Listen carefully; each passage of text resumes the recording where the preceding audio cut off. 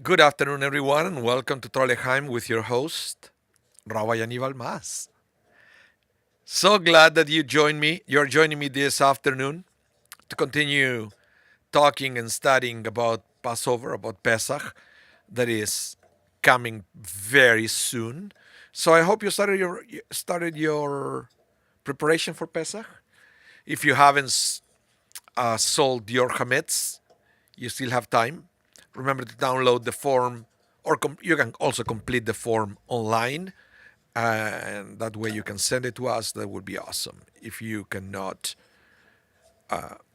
come to the building to do it in person, you can do it online. Welcome, Jerome. Welcome, Jerome. Welcome, Judy. Welcome, Brenda. Welcome, Shelly. And God knows who else. Oh, David is here as well. Welcome, David Grossman. Welcome to the class. Great to have you. So, as I mentioned before, we are going to continue preparing ourselves for Passover, something that is extremely important. It's the beginning of everything for the Jewish people, right? We usually take Rosh Hashanah, Yom Kippur as the most important festivals. And yeah, they may be the most important ones based on how many people come to synagogue. But without Pesach, wouldn't be Rosh Hashanah or Yom Kippur. Without freedom, we wouldn't be able to celebrate anything. That's why Pesach, according to the Torah, is the beginning of all. Pesach is the most important one. It's the one that will set the foundation for all the other festivals to make sense. So that's one way of studying the holidays, where everything goes related to Pesach. It is more clear with Shavuot, the next one, that it doesn't even have a set date. The Torah doesn't say the date of Shavuot. It basically says the Shavuot is going to be celebrated 7 weeks after Pesach. So you see, for that specific holiday, for Shavuot, the link to Pesach is very explicit. But for the others, it is as well, because as I mentioned, without Pesach, nothing else will make sense. Without Pesach, we wouldn't have the calendar. Remember, we studied this last time. The first, the first mitzvah, the first commandment for the Jewish people was to create a calendar, where Nisan, the month of Pesach, will become the first month of the biblical calendar. Not the rabbinic calendar, that's Tishrei, that's Rosh Hashanah, but for the biblical calendar, okay? A little different. It's not the same. They are not the same, the two calendars. Okay, so I think we can start with the class. If there is anybody else with access to the chat, please say hello. We would love to see you are there. Okay. So to begin with the class, let's start by a quick reminder of when Pesach is. Okay, it's the 15th of Nisan, and then we go there for 8 days, at least outside Israel. So this year is going to be on the evening of Saturday, the 12th of April, 2025. Okay. Welcome, Anastasia and Randy. Welcome to the class. So Saturday, the 12th of April, 2025, allows for either 7 days in Israel or 8 days in the diaspora outside Israel. And here we get into a very interesting thing, because I was talking to some people here in the office, and at least two people here in the office, at least two people are going to go to Israel for Pesach. They're going to be there. And there's another rabbi in town, two rabbis in town, two other rabbis in town, that they are going to be in Israel as well during Passover. So there are a few things you have to have into consideration if you ever decide to go to Israel during Passover, which is the greatest thing, because you don't have to be worried about if it's kosher le-Pesach, if it's not kosher le-Pesach. Everything is kosher le-Pesach in Israel during Passover. So it's a great deal if you can go. But in Israel, Pesach lasts 7 days. But because of your residence, okay, is either in Canada or United States, wherever you're living, uh, then you still have to observe Pesach for 8 days in Israel. So these 7 days in Israel, 8 days in the diaspora is only for people who live there. I hope that's clear. And if it's not clear, let me know in the chat. So, for example, let's put it the other way around. If you're Israeli, you live in Israel, but for some reason this year you want to come to Winnipeg to spend Passover with your family, because you're a tourist now in Winnipeg, you still observe Pesach for 7 days outside Israel. And then on the eighth day of Pesach, you're already eating chametz, while everybody else in your family, because they live in Winnipeg, they still have to eat matzah. It's fascinating.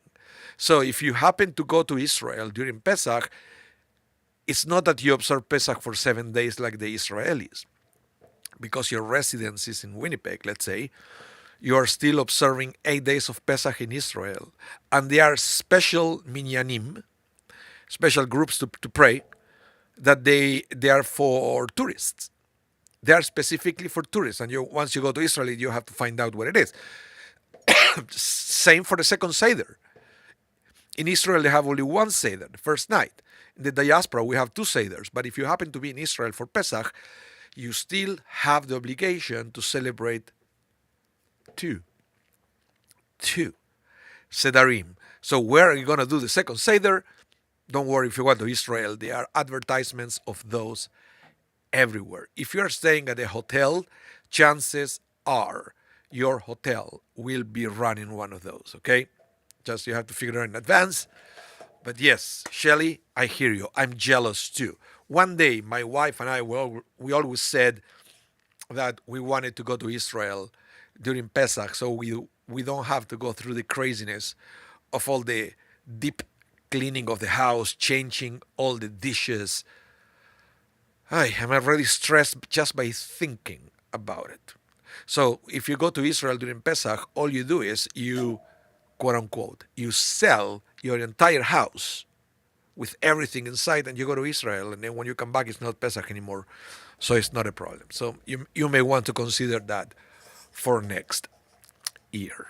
It's pretty cool, pretty cool. Okay, so last week we studied about how to prepare your home for Pesach, including the selling of the chametz. Okay, we went line by line over the form that we use here at Shari Zedek to sell the chametz. So if you missed that, please check it out on YouTube. Last week, Torah L'chaim is still there on YouTube. So you can go and review that if you are curious about all the details of that. But now, let's move into the Haggadah. Okay? So, the Haggadah is a special book that we use to celebrate the Seder that we do at home. Now, if you come every day to any day of the year to shul, you will have a prayer book. The prayer book is called the Sidur. The Sidur. By the way, Sidur and Seder, can you hear it? How it sounds familiar? It sounds the same because they're coming from the same word. Seder means order, because during the Passover Seder you have a specific order you have to follow. And the Sidur is also order because it will tell you the order of the service. Okay, so for daily services, Shabbat services, we use a Sidur to know the order for the service. If you come on the high holidays, the Sidur, the Sidur changes, and we use a Machzor. Machzor is the book for the high holidays, but if you come for Passover, the book is called the Haggadah. It's coming from the word lehagid. That means, lehagid means telling. Why is the book calling the telling, the Haggadah?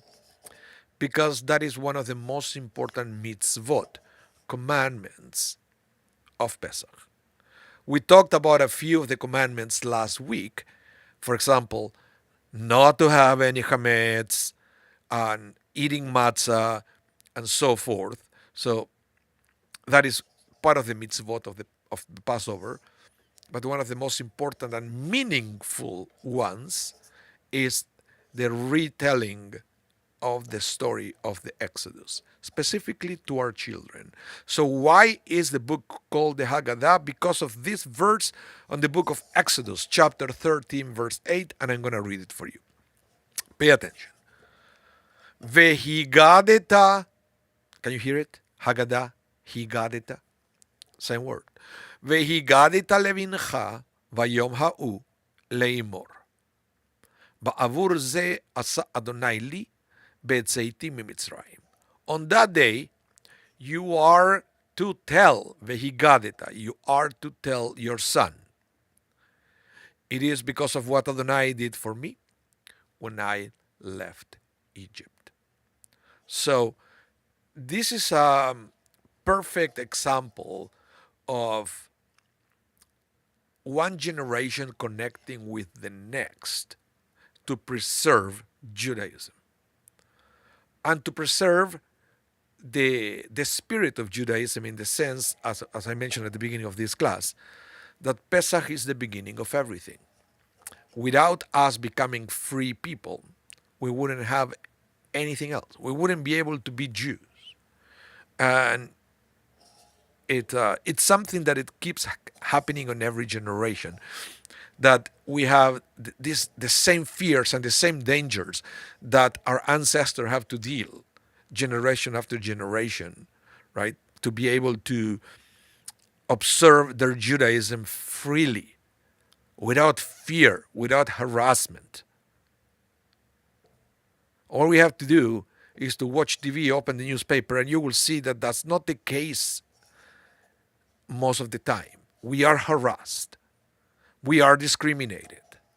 We are sometimes afraid of being visible Jews in the world. So when we come to Pesach, we realize that, hey, this is not new. But listen, my son, listen, my daughter, listen what our ancestors did. Listen to these wonderful miracles. Listen to the relationship they have with God so they will feel secure on who they were. And perhaps we can learn from that lesson and to apply it in our days. At the same time, we also learn about human suffering and slavery and freedom. And we talk about, or you should talk about, modern ways of slavery, of lack of freedom, of multiple peoples around the world that they cannot be free, they cannot express themselves, and so forth. It's a beautiful opportunity. And sometimes you don't even have to go too far geographically. And Pesach sometimes become an opportunity to learn the history of Americas, right? Where if you talk about slavery and things like that, you don't have to go to Asia, to Israel to learn this. You can learn it from the history of whatever you are. I can guarantee you that there will be lessons to be learned about the past slavery, discriminations, and you name it. So Pesach is a very powerful tool to connect generations and to talk about deep and important themes and topics that is up to us to teach our children, because I think that they also, our children, should learn what are our expectations from them, because the world that we are living right now is going to be their world, and they are going to be the one either extending the issues or finding a solution for the issues that we all face. So it's important to engage the kids from early age into all this. And Pesach is a great opportunity, and the Haggadah is the tool that we have to reach that goal. So, Haggadah is the book, the telling of the story of Passover. Now, one of the most important things, or the most visible things that we have in the Haggadah and in the order of Pesach, is perhaps the four cups and the four everything. I don't know if you notice that everything during Pesach seems to come in groups of four. Actually, actually, everything comes in group of five, but the fifth is always hidden. Look at the cups of wine, for example. How many cups of wine we have? Four. No, we have five. The fifth is the cup of Elijah. Nobody drinks from it. And it's there, so sometimes we forget to count it as one of the four, right? Then we have the four children that the Haggadah talks about four children, and we're going to see it in the we're going to see it soon, the four children. But we also talk about the five children. The fifth is the one that is not at the Seder. So we forget about them, the fifth children, the one that is Jewish and is not even there being the evil one.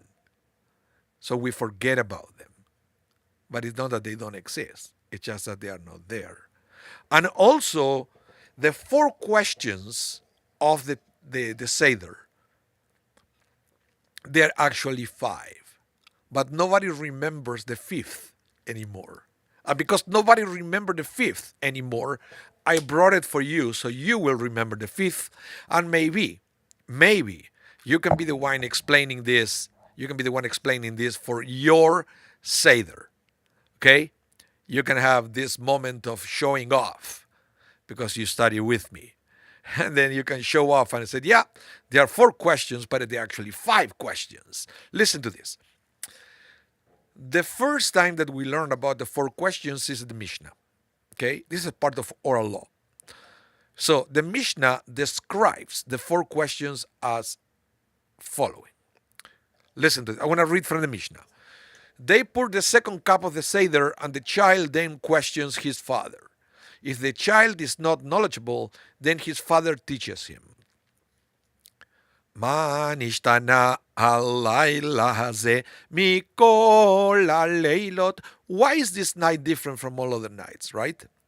And then he goes, Shebechol haleilot anu ochlim chametz umatzah halayla ze kulo matzah. Right? On all other nights, we eat both leaven and as well as unleavened bread. So that means during the year you can eat whatever you want. You can eat matzah if you want during the year, but also you can eat bread if you wish. But on this night, we only eat matzah. Fair question, right? Second question. On all other nights, we eat all kind of vegetables, but on this night, we eat bitter herbs. Why do we do that? Third question. On all other nights, we eat meat that is roasted, stewed, or cooked. But on this night, we only eat roasted. And the fourth question, on all other nights, we dip once, but on this night, we dip twice. What is the two dippings? Let's recount. Number one, the vegetable in salt water. Number two, the maror in charoset. So we have two dippings. Now, the Mishnah ends by saying, the father must instruct his son according to the son's intelligence. He begins with shame and concludes with praise. That's why we started Seder singing Avadim Ainu. We used to be slaves, shameful. And then at the end, we end with Hallel, praising the name of God, right? So we follow the recommendation of the Mishnah. But now, look at these questions. You have it in front of you on the screen. You have it right there. Are those really the four questions that we have in the Haggadah? Check it out and tell me if there is anything off there. I'll give you a minute.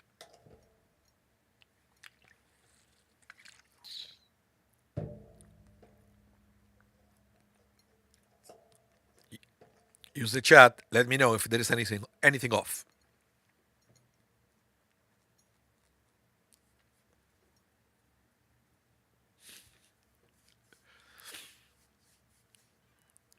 I hope you're typing.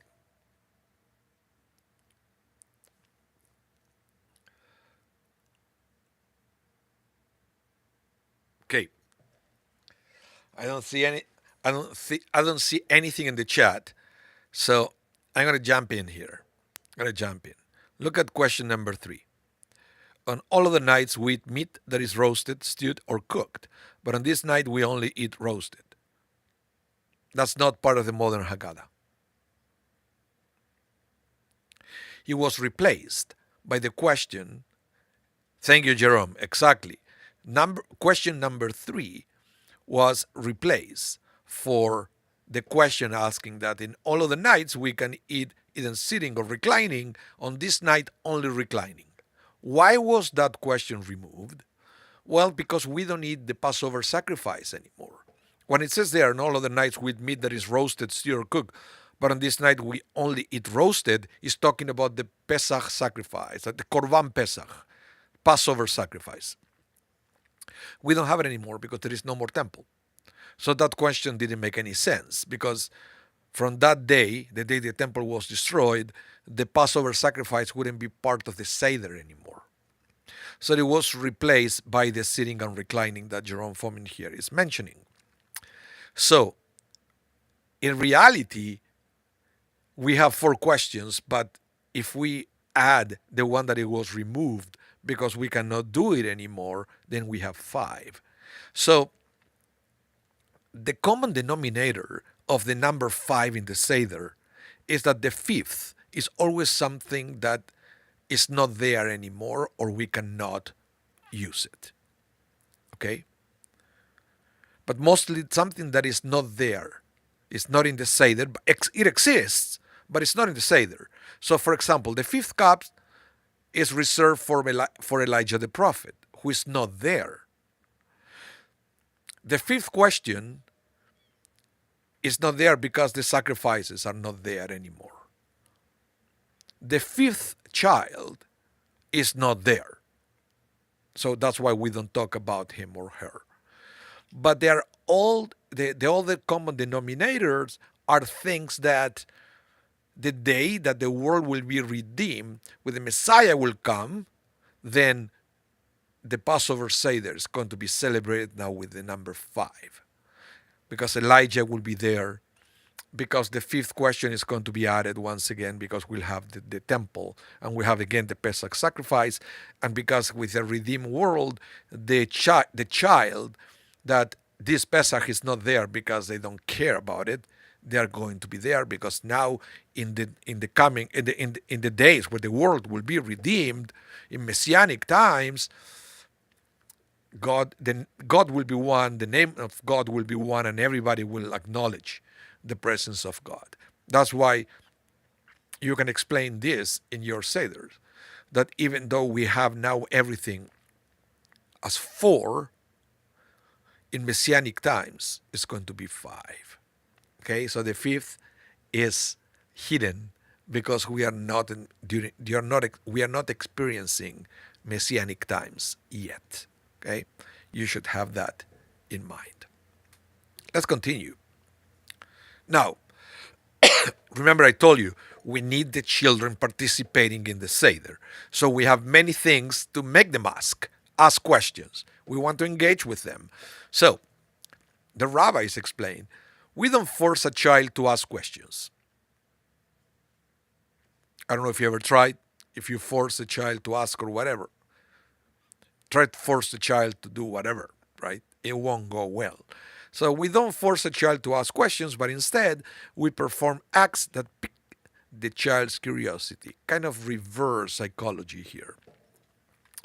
We may change the regular order of the meal, or hand out candies, or use other creative methods in the hope that the child will ask about their meaning and be prepared mentally and emotionally to hear the story of the Exodus.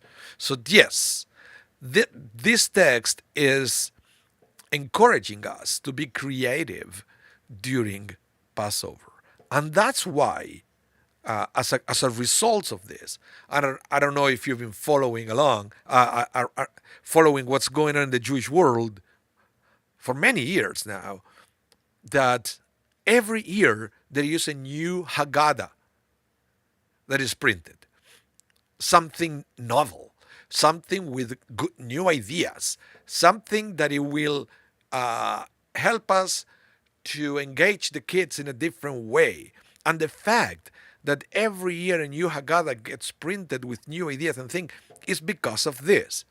It's because we take this recommendation to heart.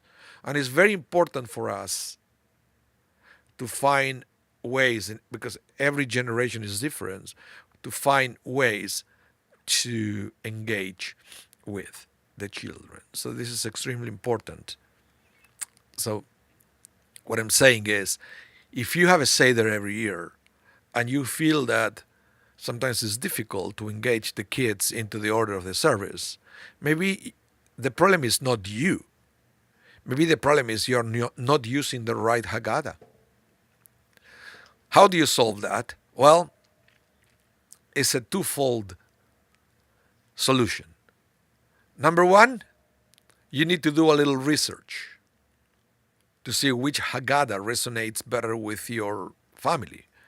And number two, you need a budget to go and buy matching Haggadot for everybody. And this is something that I always recommend, that if there is anybody doing a Seder, do yourself a favor, try to get matching Haggadot for everybody. Because if there is something worse that children not engaging with the Seder, is adults that they are not even able to follow the order of the Seder because they have different editions and the page numbers don't match and the translations are different.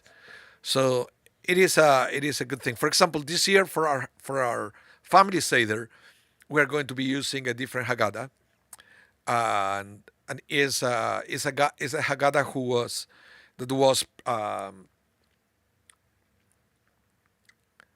that was printed by the families of the hostages in Israel, with reflections, with reading. It's beautiful. We bought the first edition of that Haggadah last year, and there is a new edition this year because after everything that happens, with more engaging readings and things, and it was very meaningful. And our son Ronen, he's 11 now, he was very curious about it and reading and asking questions. So we are hoping to have the same experience this year by we bought this matching Haggadot for everybody for celebrating with us the first Seder. So Brenda, you said something here. Brenda Grossman, you said, I remember that the only Haggadah was the Maxwell House Blue Haggadah. Certainly did not engage children. Well,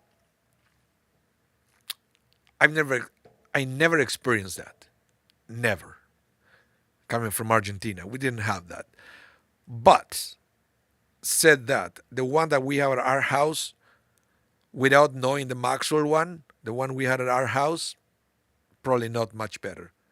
Because I remember that it was the translations were terrible, all Spanish. So that's why I guess as soon as I was able to design my own Haggadah, that's what I did. Right? Yeah. Anyway, let's continue. Shelly Chochinov, I don't know when you tried to write there. What was your third word? It was because the computer changed it to stars, because it's probably part of one of the words that we are filtering. Here we have a very strict filter policy on YouTube, so you may want to spell the word so we can see it. Let's continue. Now, let's continue now with understanding what Egypt meant to the Jewish people. And this is something that we don't usually talk about. We talk about freedom, but we don't talk about Egypt. And one of the things that we have to remember about Egypt, that Egypt was actually prophesied to Abraham. And God already told Abraham that his descendants will be enslaved, and then after the slavery, they're going to live there with riches and thing. So this was all in God's plan, and which basically implies that Egypt was necessary, and the suffering of Egypt was necessary, which is theologically very difficult to digest. But Um, but this is something that is important to talk about. And sometimes when you have a piece of theology that is difficult to understand, to accept, to digest, to the best thing you can do is to open up a discussion with other people on the table. So one that usually works pretty well is to try to talk about why was Egypt necessary. It's wonderful to talk with other people on your table about this. So, which is interesting because if you go to the Torah, when the Torah is talking about Egypt, it says, "But God took and brought us out of Egypt, that iron blast furnace, to be God's very own people, as it now the case." Okay. Shelley, you said, could you provide ordering details of the hostage Haggadah? Yeah, I can do that. Give me a minute. I can probably do it right away. Um,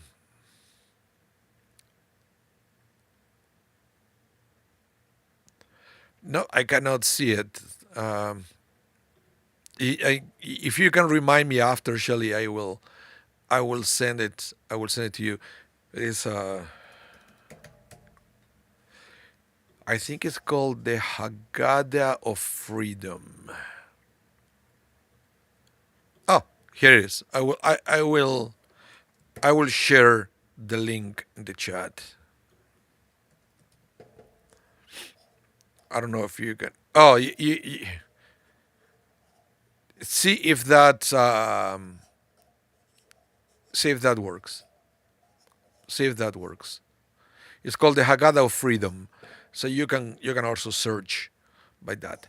Okay, so going back to our text, where it said God took and brought us out of Egypt, that iron blast furnace. So what we notice in the book of Deuteronomy 4:20 is that God is referring to Egypt as an iron blast furnace. What does that mean?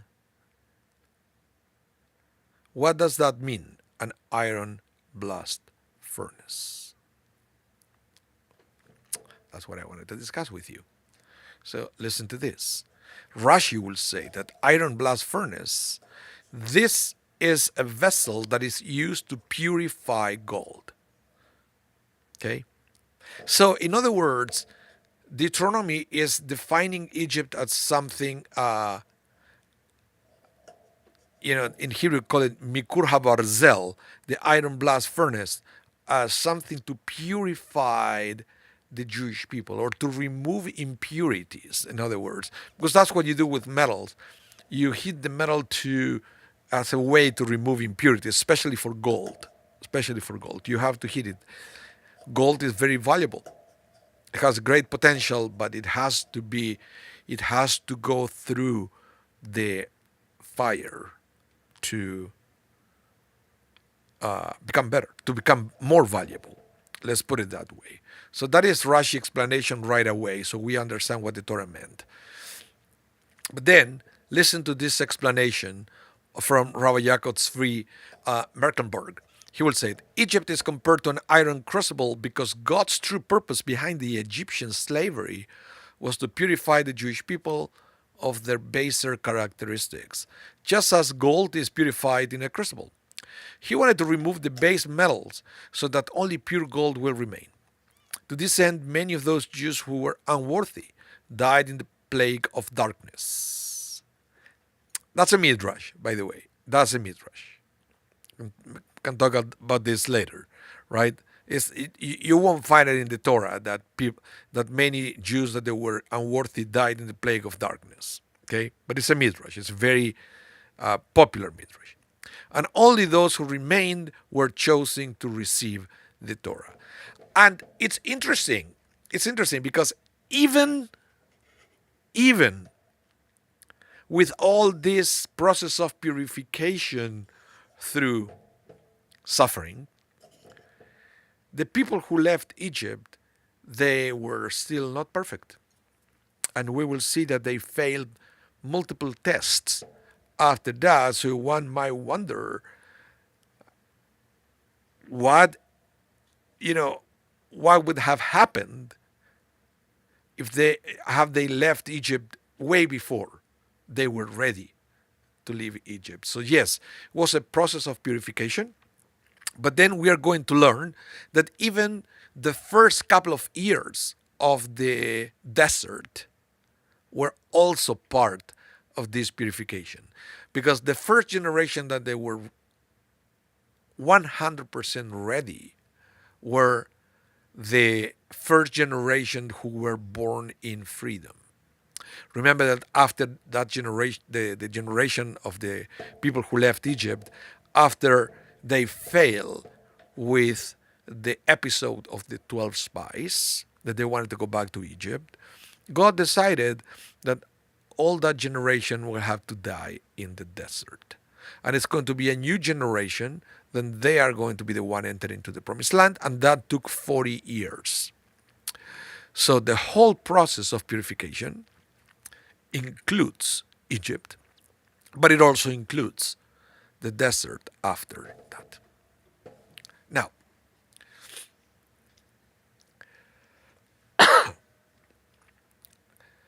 what was the imperfection that the Jewish people carried with them? There are many explanations of that. I wanted to show you one of the most popular one, and that is that even how can I say this? That the imperfection of our matriarchs and patriarchs was passed to the next generations, was carried over. So the imperfection that started with Abraham, Isaac, Jacob, etc., will still be in them, and that is the part that will have to be purified.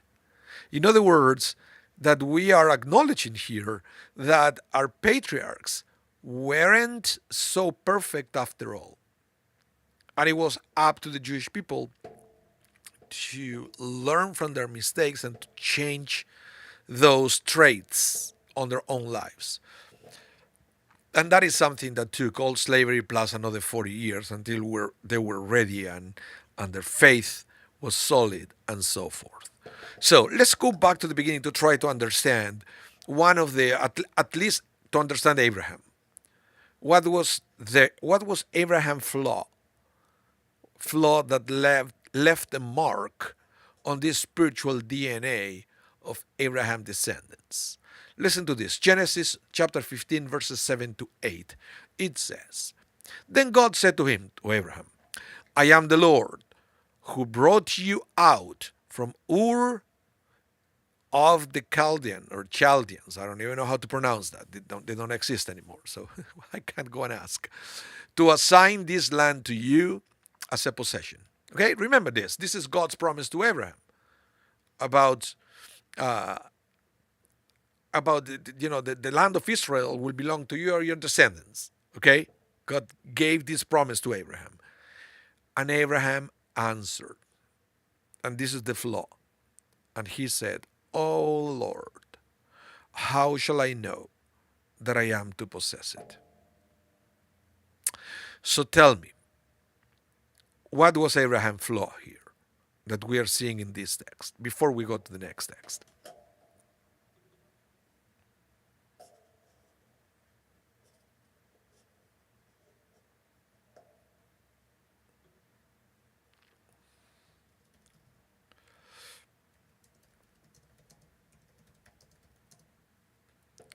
Any idea?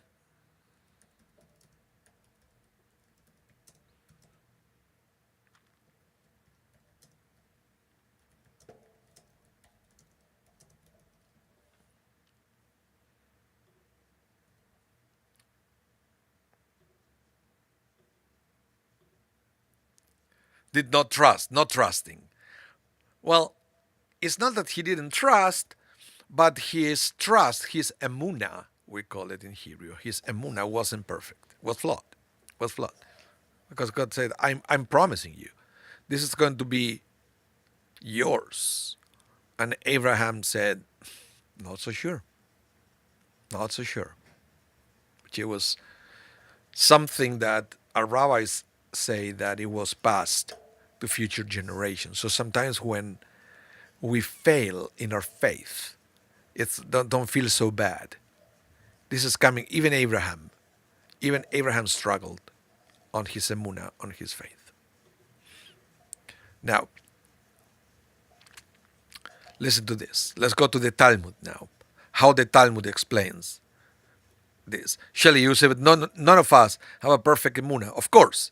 But once you know the flaw, the issue, then you can correct it. This is the beauty of life.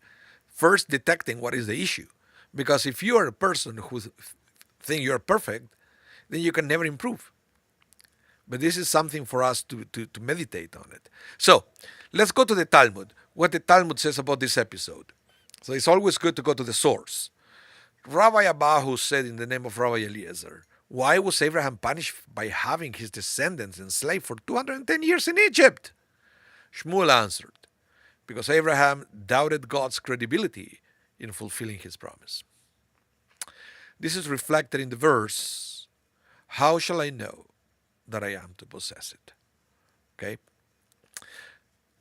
In other words, and this is something that we all, I mean, I don't know what is your level of emunah, but I think we all struggle with this in one way or another.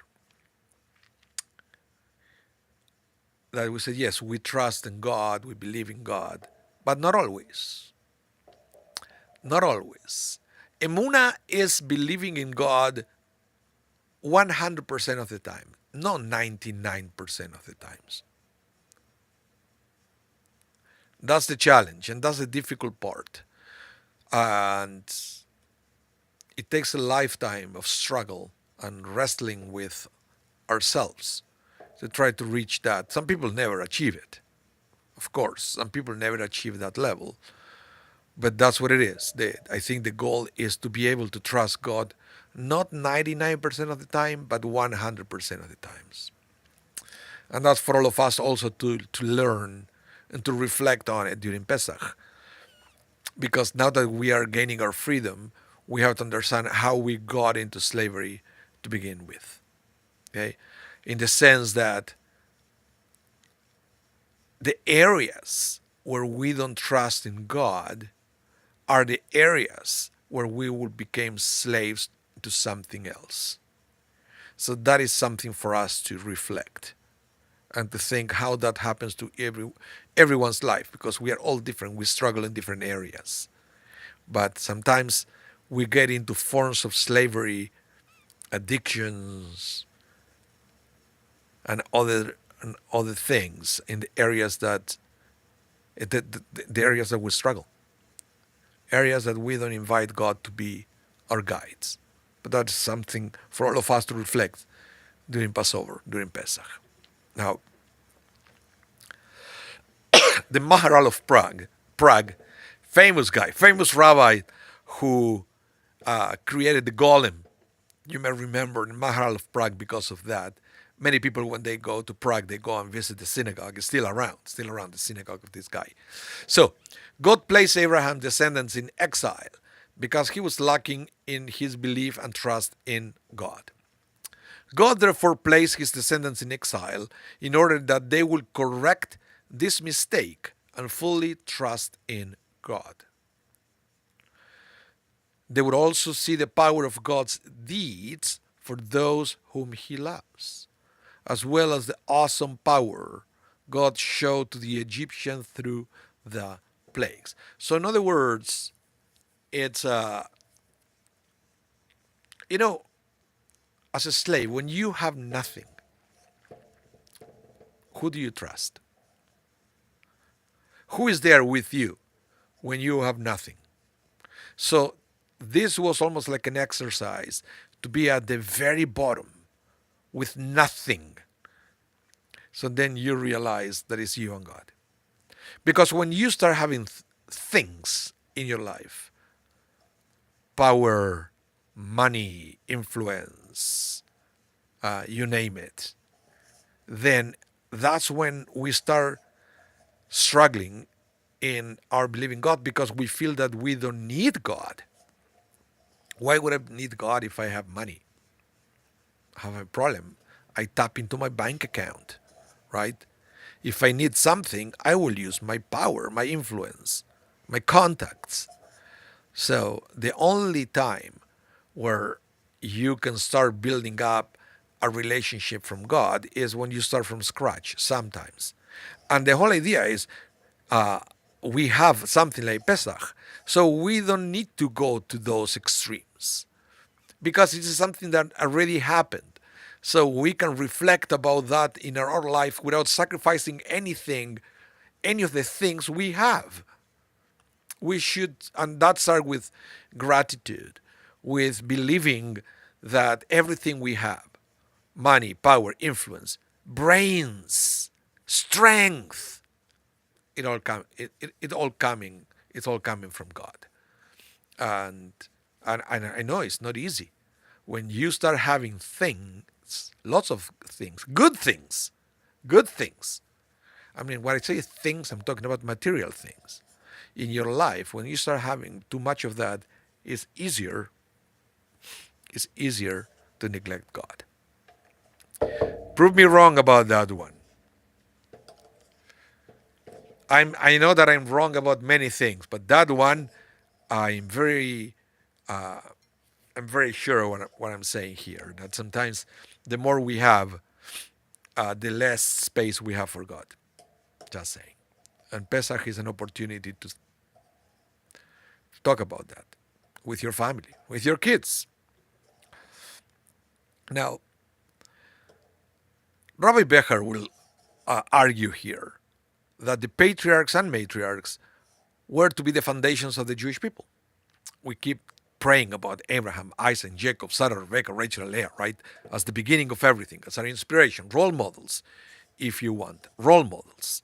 The patriarchs and matriarchs were to be the foundation of the Jewish people. Therefore, it was crucial that even the most minuscule personal flaws be rectified, since even a small defect in the foundation can compromise the integrity of the entire structure. So, this is all for us. Miss Janet, this is not from me. Everything I have is from Hashem, one of the 10 remembrances. Very good. Okay, so you are there already. But I said it, and I'm sure that it wasn't overnight that you came to that realization. It's something that we think about, we pray about it. Sometimes we have teachers, mentors, somebody who guide us there, because I believe that to be like you, Janet, to say, to be able to say everything I have is from Hashem, to say that, it takes lots of spiritual guidance in advance. We need somebody to point that out to us. It's sometimes it's human nature. We need somebody. We need our mentors to help us reach that mindset. We do, and because we have all these beautiful scriptures and festivals that they're all supposed to be there to help us achieve that mindset. Everything I have is from Hashem, but we fail to notice it by ourselves. So that's why we study Torah. That's why it's important to study Torah. And it's one of the commandments that we should be fulfilling all the time, studying Torah. You study Torah with me, you should continue other days of the week with other classes. It's very important. Yeah, it's interesting. You had a mentor, so you were blessed with a mentor who opened your eyes. And it's something that I wish everybody will have, a mentor to help everybody to say one day, everything I have is from Hashem, and to mean it. And to mean it. Pesach is one of these times. So, let's continue. Let's move on. Let's move on to the other text. Remember we were talking about before, and I mentioned the Midrash, and I also said that I was hoping to have time to study about this. The Midrash that the people who were not ready to leave Egypt, they died during the plague of darkness. I mentioned that before. Well, let me tell you the beginning of the origin of that midrash. So we have to go to Exodus 13:18. And it says there, so let me read in Hebrew first because we need that Hebrew word that is in yellow. ויסב אלוהים את העם דרך המדבר ים סוף. והחמושים עלו בני ישראל מארץ מצרים. Now, normal translation. So God led the people round about by the way of the wilderness at the sea of reeds. Now the Israelites went up armed out of the land of Egypt. So in this case, this is a very common translation, Hamushim is translated as armed. Okay? They took weapons with them. That's one way of reading it. But Rashi will explain something very interesting. Hamushin can be understood as being derived from Hamisha, 5. Hamushim, Hamisha, can you hear it? Same root. 5. What? Why? Well, taken in this sense, the verse means that only 1 out of 5 Israelites departed from Egypt. And the other 4/5 died in Egypt during the 3 days of darkness.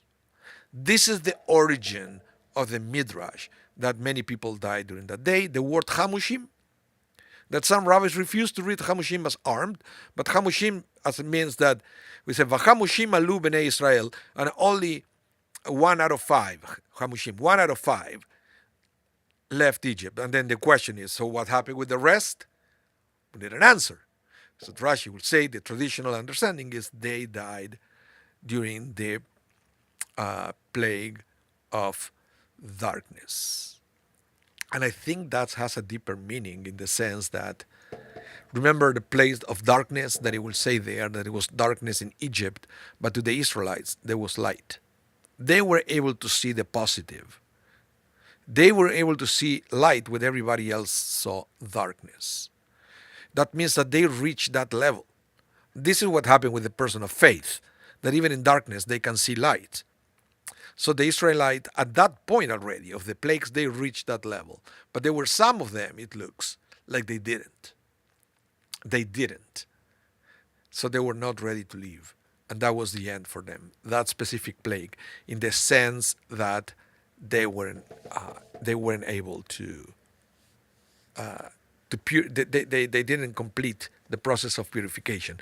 Brenda, you said here's a reference to 5 again. Yes, that's what I wanted to mention this, that the number 5 seems to be all around, but we only talk about 4 in Pesach. We reserve the last one for a redeemed world. It's very interesting, the 4 and the 5. Maybe one day I will teach a Kabbalah class talking about the numbers and what every number means something else. And 4, and I will give you just a little bit of a spoiler here. The number 4 represents the material world in the sense that it's still not redeemed. It's just material. It's to us, to the 3-dimensional world. Not necessarily in a bad way, but in a way that is a world with limitations, because it's still a physical world. That is represented by the number 4. Why is that? Again, little spoiler here, because the world before creation was represented by the 1. 1 is God. 1. The number 1 represented the world. When God started the process of creation, the concept of the 2 was created. The first letter of the Torah is Bet, Bereshit, in the beginning. The numerical value of Bet is 2. So duality was created. Duality representing the material world, but in a pure form. And everything that we have around is the combination of different things. So you have the combination of the two with another two, and that is four. So four represents the material world in the sense that we relate to it. Okay? And then again, the five is the number that follows the four. So you're already a level up. I bet you never thought about that. But yeah, you see, this is all Kabbalah, and maybe one day we will have a chance to study that. Okay, but for now, I have to say thank you so much to all of you. To all of you. So